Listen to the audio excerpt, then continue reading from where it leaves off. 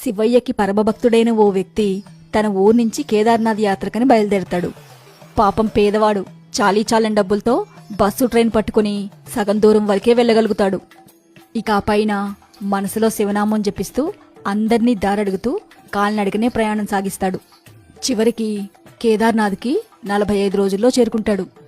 కేదార్నాథ్ గుడి సంవత్సరానికి 6 నెలలు మాత్రమే తెరుస్తారు. ఈ వ్యక్తి చేరుకునే రోజు గుడి మూసే ఆఖరి రోజు. ఇతను చేరుకునే నిమిషం ముందే గుడి తలుపులు మూసేస్తారు. ఇతడు అర్చకుడితో, అయ్యా, నేను చాలా కష్టపడి ఇక్కడికి చేరుకున్నా, దయచేసి నా కోసం ఒక్క క్షణం గుడి తలుపులు తెరిస్తే నా శివయ్యని దర్శించుకుంటా అని బ్రతిమలాడతాడు.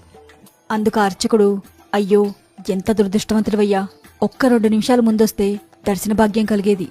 ఇంకిప్పుడు కుదరదు, ఎందుకంటే నియమం ప్రకారం ఒక్కసారి మూసిన గుడి తలుపులు మళ్లీ 6 నెలల తర్వాతే తెరవాలి అని అనుకుంటూ వెళ్ళిపోతాడు. ఈ వ్యక్తి అయ్యో అని బాధతో ఏడుస్తూ అక్కడే మెట్ల మీద పడిపోతాడు. చీకటి పడుతుంది. దూరం నుంచి ఎవరో తన వైపు వస్తున్నట్టు గమనిస్తాడు. ఎవరా అని దగ్గరకొచ్చాక చూస్తే ఒక సాధువు. ఇతను ఎదురుగా నుంచుని, ఏనాయనా, ఎవరు నువ్వు, ఎందుకేడుస్తున్నావు అని అడిగితే ఇతను జరిగిందంతా చెప్పుకొస్తాడు. సరే, బాధపడుకు నాయనా, రేపు గుడి తలుపులు తెరుస్తారనుకుంటా. బాగా నీరసంగా కనిపిస్తున్నావు, ఇందా ఇత్తిను అని తన దగ్గరున్న 2 రొట్టెలు అతనికిచ్చి వెళ్ళిపోతాడు.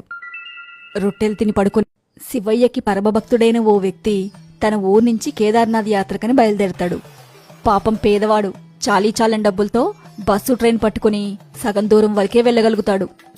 ఇక ఆ పైన మనసులో శివనామం జపిస్తూ అందర్నీ దారడుగుతూ కాలినడకనే ప్రయాణం సాగిస్తాడు.